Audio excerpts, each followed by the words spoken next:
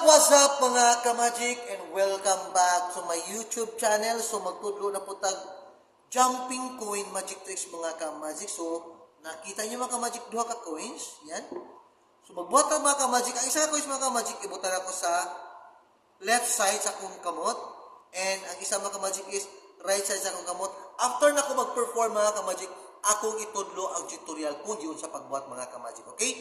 Itudlo na to ang gimmick after I perform. So, ang isa ka small coin sa right side, the big coin sa left side. Pero mga ka-magic, always remember mga ka-magic ang mga coins kung asa nga mga portions akong kamot, nakamutan. Pero, ini-face down ako sa mga kamot, mga ka-magic, face down, always remember kung asa ang mga coins mga ka-magic. So again, ini-face down naman ako mga ka-magic, ini-face down, pero ilagyon ako akong mga kamot and watch, 1, 2, 3, wala na, and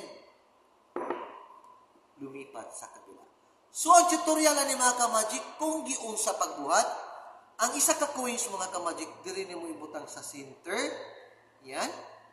Center. And the second coins mga ka-magic, diri nga portion mga ka-magic.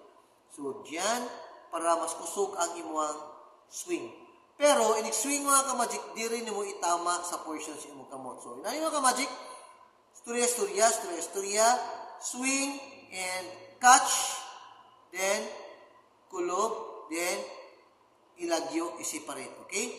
So, yan mga ka-magic. Again, diha nga portion, and catch, palayo. Okay? Huwag i-steady mga ka-magic, just separate. Okay? Again, mabilisan. 1, 2, 3, and just like that. Wala na. And ganyan na.